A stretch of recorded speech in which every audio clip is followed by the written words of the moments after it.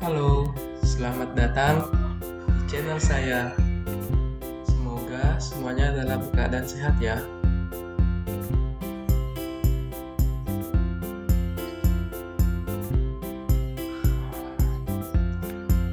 Oke, sebelumnya perkenalkan dulu, nama saya Setio Febriarto.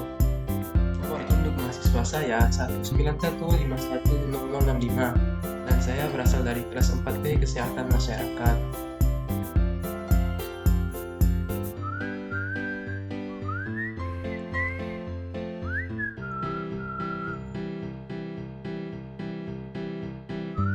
Kita lanjut.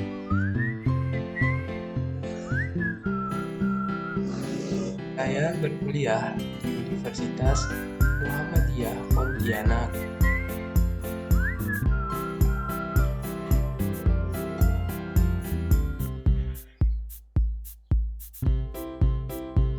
Oke, kita lanjut. Baiklah, di kesempatan kali ini saya akan membuat video dengan tema vaksinasi COVID-19 pada pelajar dan mahasiswa.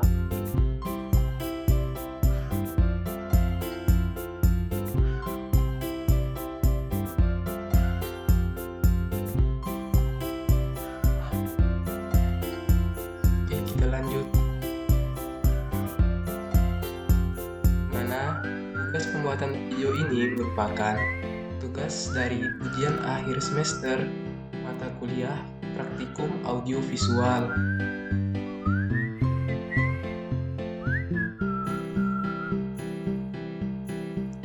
Oke, kita lanjut.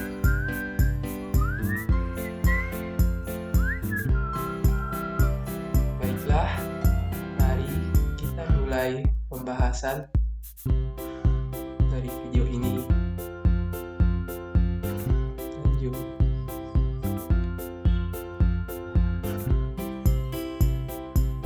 Yang pertama, kita harus mengetahui pengertian dari vaksin.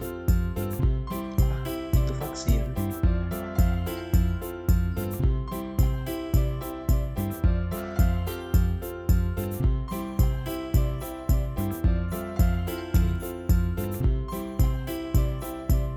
Kita mulai.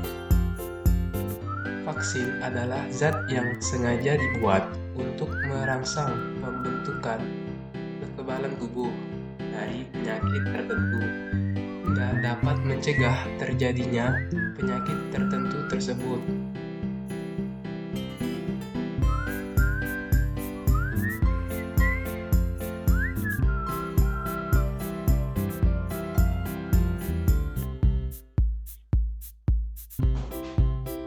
Bagaimana sih cara kerja dari vaksin itu sendiri? Menurut WHO, vaksin mengandung antigen yang sama dengan antigen yang menyebabkan penyakit. Namun, antigen yang sudah ada di dalam vaksin tersebut sudah dilemahkan, sehingga pemberian vaksin tidak menyebabkan orang menderita penyakit seperti jika orang tersebut terpapar dengan antigen yang sama secara alamiah.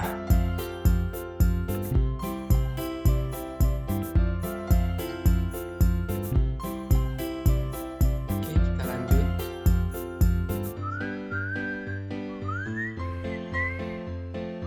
Nah, selanjutnya kita masuk ke pengertian vaksinasi. Vaksinasi adalah kegiatan pemberian vaksin kepada seseorang, di mana di dalam vaksin tersebut berisi satu atau lebih antigen.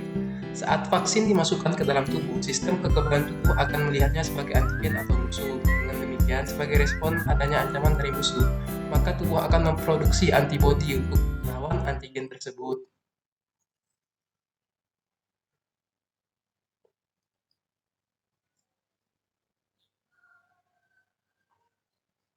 Selanjutnya, kita masuk ke dalam pengertian COVID-19.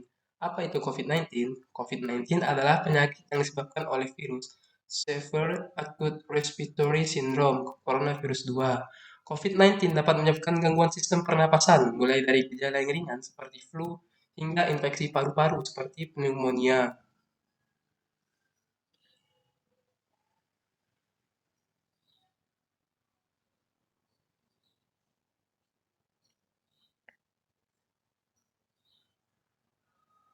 Baiklah, kita lanjut. COVID-19 awalnya ditularkan dari hewan ke manusia. Setelah itu, diketahui bahwa infeksi ini juga dapat menular dari manusia ke manusia.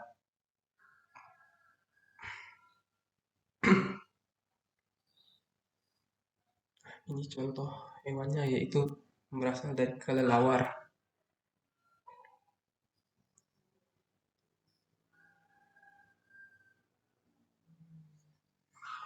Oke, kita lanjut.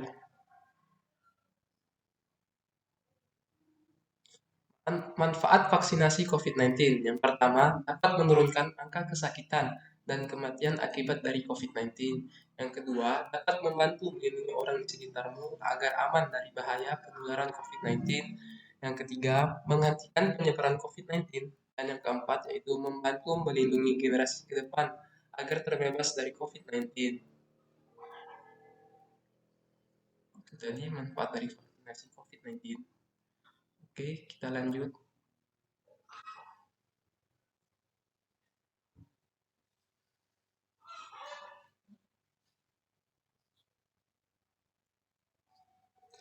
Selanjutnya, kita akan membahas pengertian dari pelajar dan mahasiswa. Pelajar adalah individu-individu yang ikut serta dalam proses belajar. Menurut KBBI, pelajar adalah anak sekolah, terutama pada anak sekolah dasar dan sekolah lanjutan.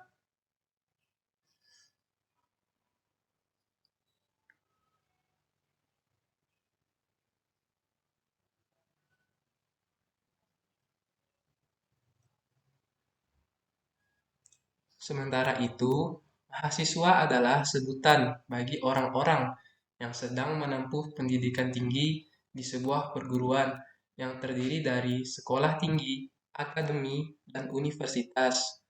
Menurut KBBI, mahasiswa adalah orang yang belajar di perguruan tinggi.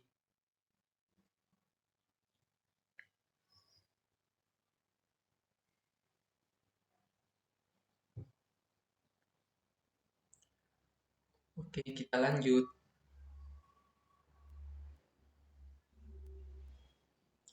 Vaksinasi pada pelajar. Pemerintah resmi mengeluarkan izin vaksinasi COVID-19 bagi anak berusia 12-17 tahun. Pelaksanaan vaksinasi dilaksanakan di fasilitas kesehatan, sekolah, madrasah, dan pesantren. Itu vaksinasi pada pelajar. Jadi vaksinasi pada pelajar sudah diizinkan pemerintah ya, teman-teman.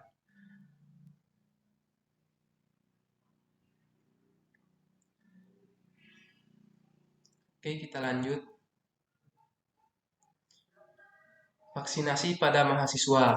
Untuk vaksinasi pada warga kampus, Direktur Jenderal Pendidikan Tinggi Kementerian Pendidikan dan Kebudayaan, Profesor Nizam, mengatakan ada vaksinasi bagi mahasiswa.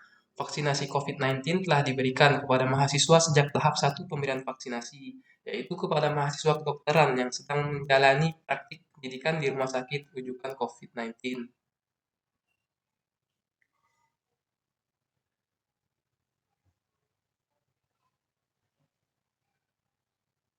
Itu vaksinasi pada mahasiswa ya teman-teman.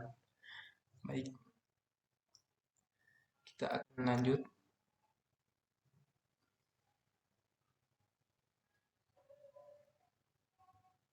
Next. Nah, manfaat vaksinasi pada pelajar dan mahasiswa adalah untuk menurunkan angka terjangkit COVID-19 dan memutus penyebaran COVID-19. Jika sudah adanya penurunan angka dari COVID-19, pastinya baik pelajar dan mahasiswa dapat menjalankan kegiatan pembelajaran dengan tatap muka secara langsung. Karena dengan melakukan pembelajaran secara langsung, maka akan membuat pelajar dan mahasiswa dapat melakukan pembelajaran secara lebih efektif dibandingkan secara online. Tentunya kita berharap semua ya teman-teman agar COVID-19 ini segera usai dan kita bisa melakukan pembelajaran secara tatap muka.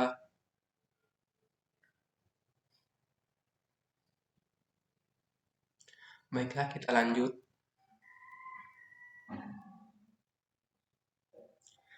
Nah, dalam kasus mengenai vaksinasi ini, saya juga melakukan wawancara kepada beberapa teman saya. baik yang masih pelajar maupun mahasiswa. Saat melakukan wawancara, saya mendapatkan informasi mengenai ada dari teman saya yang sudah melakukan vaksinasi, namun ada juga yang belum melakukan vaksinasi.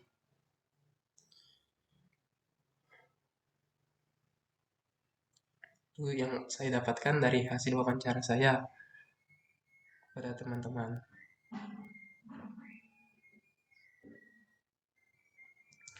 Nah, apa sih alasannya? Alasan dari teman saya yang sudah melakukan vaksinasi adalah karena mereka tentunya ingin agar risiko terpapar COVID-19 menurun dan juga angka COVID dapat menurun sehingga dapat menjalankan kegiatan seperti sebelum-sebelumnya. Sementara itu, teman saya yang belum melaksanakan vaksinasi beralasan karena takut akan efek samping dari kegiatan vaksinasi tersebut. Itu tadi alasan dari beberapa teman saya ya, teman-teman.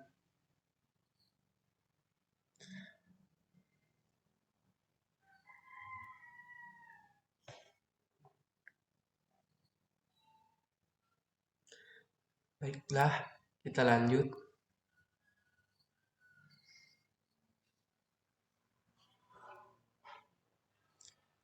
Apa saja sih efek samping setelah kita melakukan vaksinasi COVID-19 ini?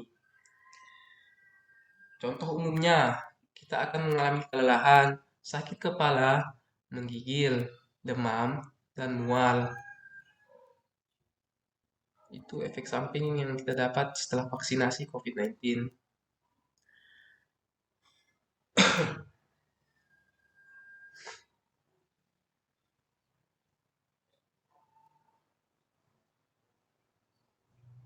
Nah, untuk meredakan efek samping setelah melaksanakan vaksinasi, kamu hanya perlu meminum obat yang dapat dibeli di apotek.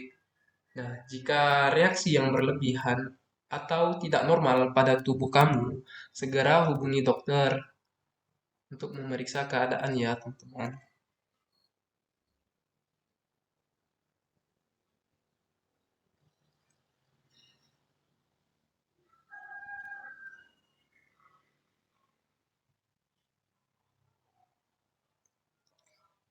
Oke, kita lanjut.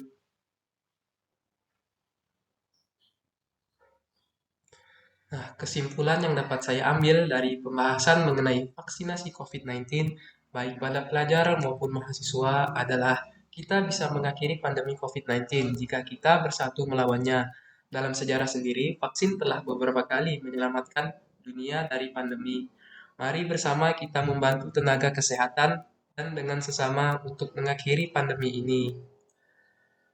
Itu kesimpulan yang dapat saya ambil ya teman-teman untuk pembahasan tentang video kali ini.